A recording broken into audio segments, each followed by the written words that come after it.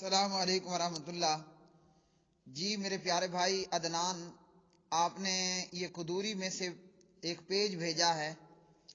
اس page پر لکھا گیا ہے کہ نماز وتر ایک سلام کے ساتھ ہے یا دو سلاموں کے ساتھ ہو۔ اس بارے میں دو مذہب ہیں۔ جواب دیتے ہیں ائمہ ثلاثہ کے نزدیک نماز وتر دو سلاموں کے ساتھ ہے۔ ائمہ ثلاثہ یعنی امام مالک، امام شافعی، امام احمد ابن حنبل رحمہم اللہ تعالی کے نزدیک نماز وتر دو سلام کے ساتھ ہے۔ مطلب دو رکعت مکمل پڑھنے کے بعد دونوں طرف سلام پھیر دیں اور پھر مزید ایک رکعت ساتھ پڑھ لیں، تو یہ نماز وتر تین رکعت وتر دو سلام کے ساتھ ہو۔ ائمہ ثلاثہ کے نزدیک یہ ہے۔ اب کہتے ہیں اس مسئلے میں ائمہ ثلاثہ کے پاس کوئی صحیح یا صریح حدیث موجود نہیں، اور نہ ہی صحابہ کرام کا معمول رہا۔ پھر کہتے ہیں عبداللہ بن عمر کے عمل سے یہ استدلال کرتے ہیں کہ وہ نماز وتر میں دو رکعت اور ایک رکعت کے بیچ میں سلام پھیرا کرتے تھے، اور دوسرا سلام آخری رکعت پر پھیرتے تھے، یعنی دو رکعت پڑھ کر سلام پھیرتے اور مزید ایک رکعت پڑھ لیتے۔ اس کا جواب دیتے ہوئے کہتے ہیں کہ یہ ان کا اپنا اجتہاد تھا اور وہ اپنے اجتہاد میں تنہا تھے وغیرہ۔ اگر ہم کہیں پیارے بھائیوں کہ یہ فلاں کا اجتہاد تھا تو ہم پر گستاخی کا فتویٰ جڑ دیا جاتا ہے کہ یہ عمر رضی اللہ عنہ کے گستاخ ہیں اور یہ داڑیاں لمبی رکھواتے ہیں، جبکہ عبداللہ بن عمر داڑھی مٹھی بعد کٹوا دیتے تھے۔ اور اگر یہی بات ہم کہتے ہیں کہ 3 طلاق عمر رضی اللہ عنہ کا آرڈیننس تھا اور داڑھی مٹھی بعد کٹوانا یہ عبداللہ ابن عمر کا اپنا اجتہاد تھا، تو ہمارے خلاف مقلد پراپیگنڈا کرتا ہے کہ جناب یہ تو گستاخ ہیں، صحابہ کو نعوذ باللہ برا بلا کہتے ہیں۔ اب آتے ہیں جو انہوں نے دلیل دی ہے۔ لکھتے ہیں احناف کا مذہب یہ ہے کہ وتر ایک سلام کے ساتھ ہے، درمیان میں کوئی سلام نہیں۔ وتر ایک سلام کے ساتھ ہے، درمیان میں کوئی سلام نہیں ہے۔ اور آگے لکھتے ہیں حضرت عائشہ رضی اللہ تعالی عنہا کے تعلق سے کہ وتر میں دو سلاموں کا کہیں ذکر نہیں، بلکہ بعض احادیث میں ان سے نفی وارد ہوئی ہے کہ 3 وتر پڑھتے تھے ایک سلام کے ساتھ ہو، یعنی 3 وتر۔ اور یہ جو انہوں نے ثم اوتر بثلاث لا یفصل بینہن، یہ مسند امام احمد ابن حنبل کی روایت ہے، اور مسند احمد میں اس کا نمبر ہے 5180۔ نبی علیہ الصلوۃ والسلام عشاء کی نماز پڑھ کر گھر تشریف لے آتے تھے، 2 رکعتیں پڑھتے، اس کے بعد اس کی نسبت لمبی 2 رکعتیں پڑھتے، پھر 3 وتر پڑھتے اور ان میں وقفہ نہ کرتے، یعنی 3 وتر ایک سلام کے ساتھ پڑھ لیا کرتے تھے۔ تو یہاں اس حدیث میں کہاں لکھا ہے کہ دوسری رکعت پڑھ کر نبی علیہ السلام تشہد بیٹھتے؟ اس حدیث میں یہ کہاں لکھا ہے؟ جو حنفی بریلوی دیوبندی وتر پڑھتا ہے کہ دوسری رکعت پڑھ کر تشہد بیٹھ جاتے ہیں، عبدو و رسولو پڑھنے کے بعد کھڑے ہو کر تیسری رکعت پڑھتے ہیں، اس مسند احمد کی روایت میں یہ کہاں لکھا ہے؟ آگے انہوں نے کہا کہ دوسری حدیث الوتر ثلاث کثلاث المغربی، تو جی اس روایت کے تعلق سے جواب یہ ہے کہ یہ روایت ہے مستدرک حاکم میں۔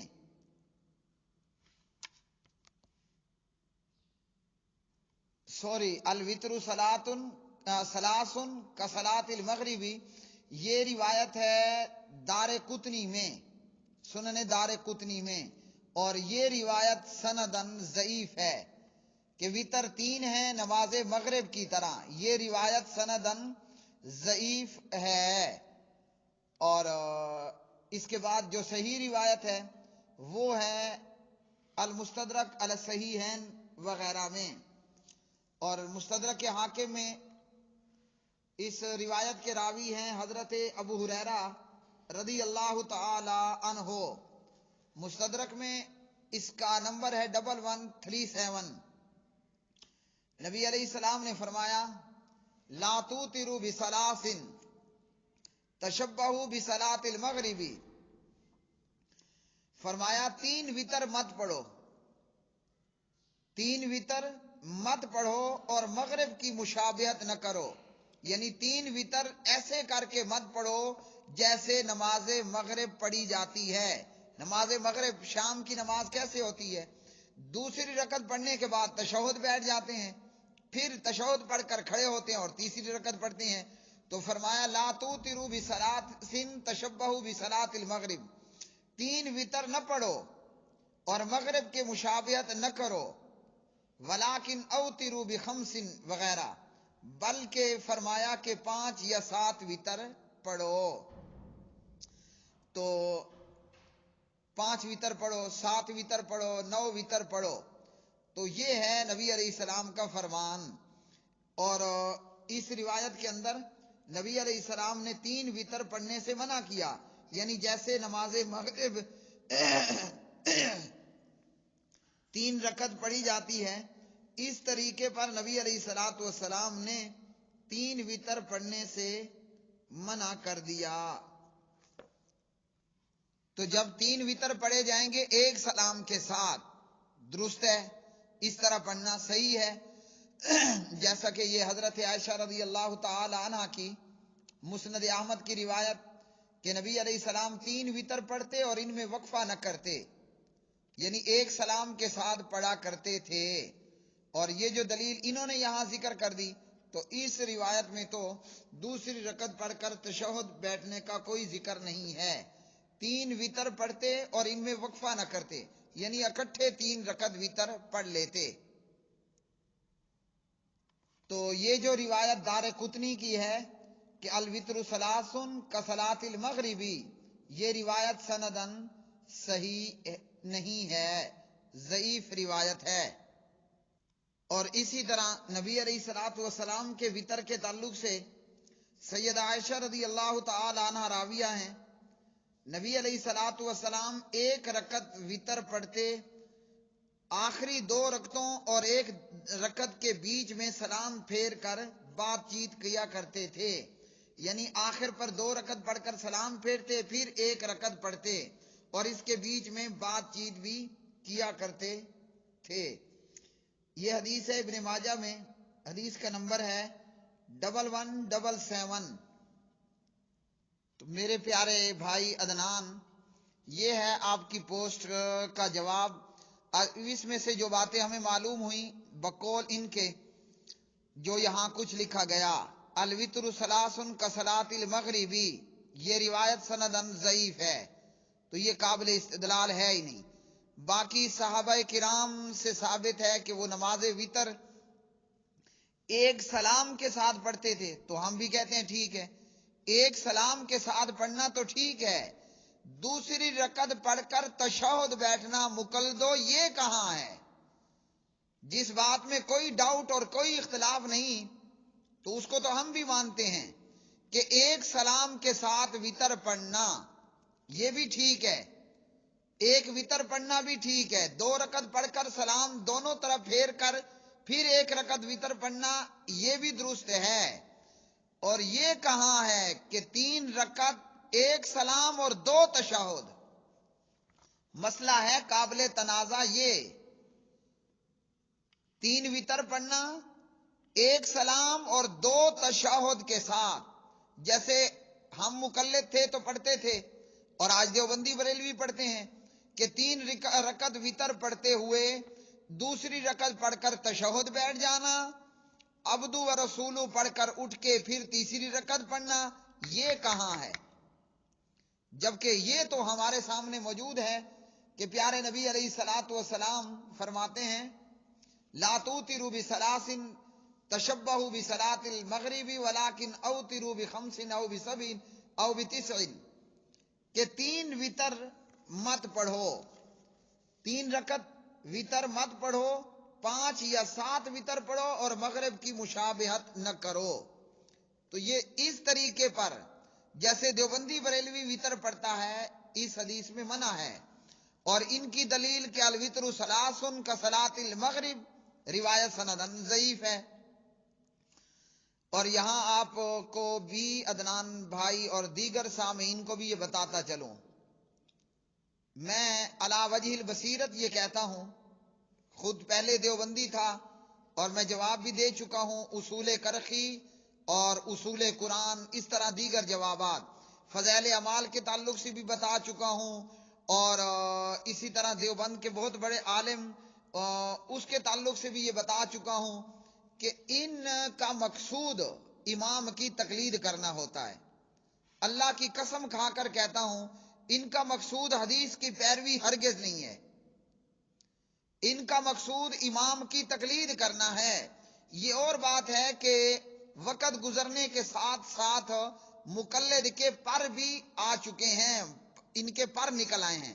اب یہ ساتھ میں جیسے یہ آپ نے قدوری میں سے بھیجا، یہ حدیث بھی ذکر کر رہے ہیں، ان کو پتا ہے کہ ایک عام آدمی اگر ہم ہر جگہ یہ کہہ دیں کہ جناب ہم تقلید کرتے ہیں، چھوڑو حدیث کو قرآن کو، ایک عام بندہ سوچے گا یار کلمہ اللہ کی توحید کا، نبی کی نبوت اور رسالت کا، اور تقلید ابو حنیفہ رحمہ اللہ کی۔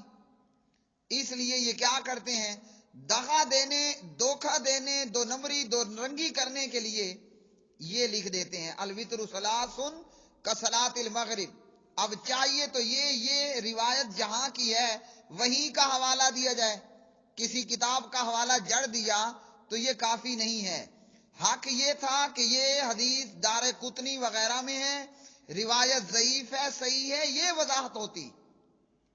ان کا مقصد ہوتا ہے امام صاحب کی تقلید کرنا، اور پھر مقلد اپنی طرف سے دلائل تلاش کرتا ہے، نہیں دیکھتا کہ وہ جھوٹ ہے سچ ہے، بس اپنے حق میں بیان کر دے تاکہ پڑھنے والے سننے والے کو یہ دھوکہ دے کر مطمئن کیا جا سکے کہ یار ہمارے پاس بھی حدیث ہے۔ اور پیارے نبی علیہ الصلوۃ والسلام نے کیا فرمایا ایسے لوگوں کے لیے؟ فرمایا کہ جس نے جانتے بوجھتے میرے اوپر جھوٹ بولا اس کو چاہیے کہ اپنا ٹھکانہ جہنم بنا لے۔ پیارے نبی صلی اللہ علیہ وسلم کا یہ فرمان صحیح مسلم وغیرہ میں آپ صلی اللہ علیہ وسلم نے فرمایا فمن کذب علی متعمدا فلیتبوأ مقعدہ من النار۔ تو یہ اپنے امام کی تقلید کرتے ہوئے لوگوں کو قرآن اور حدیث کا دھوکہ دیتے ہوئے جھوٹی من گڑت روایات ذکر کر دینا ان کا کام ہے، اور ان کو یہ ڈر اور خوف نہیں رہتا۔ جس امام کی تقلید کو لے کر ہم نے کائنات کے امام محمد الرسول اللہ صلی اللہ علیہ وسلم پر جھوٹ بولا، اس جھوٹ بولنے کے کارن، اس جھوٹ بولنے کی وجہ سے، اس جھوٹ بولنے اور اس جرم کی وجہ سے کل قیامت کے دن ہمیں جہنم ٹھکانہ بنانا پڑے گا، اور پھر امام بھی کام نہیں آ سکے گا۔ تو الوتر ثلاث کصلاۃ المغربی روایت ضعیف ہے، اور یہ کوئی طریقہ نہیں کہ فلاں کتاب میں ہے، نہ روایت کا پتہ، نہ سند کا پتہ، نہ اس کی سند کے بیمار یا تندرست ہونے کا علم، تو اس لیے یہ روایت سندن ثابت نہیں۔ جب یہ روایت ثابت نہیں، جب نبی علیہ السلام سے ایسا ثابت نہیں، بلکہ پیغمبر سے اس طرح مغرب کی نماز کی طرح وطر پڑھنا منع ہے، اور ائمہ ثلاثہ کے نزدیک نماز وطر 2 سلام کے ساتھ ہے، تو پھر تمہارا عمل کہاں کو گیا؟ اور جب صحابہ کا بھی یہ عمل موجود ہے، تو اس لیے پیارے بھائی یہ پوسٹ میں بیان کردہ بات درست نہیں، اور نماز وطر نماز مغرب کی طرح ہے، الوتر ثلاث، وطر 3 ہے، کصلاۃ المغربی نماز مغرب کی طرح، یہ روایت ضعیف ہے۔ تو ہر مسلمان کو چاہیے کہ جیسے نبی علیہ السلام نے وطر پڑھے، صحابہ نے وطر پڑھے، جیسے نبی علیہ السلام نے وطر پڑھنے کا کہا اسی طرح ہی ادا کریں۔ واللہ اعلم بالصواب۔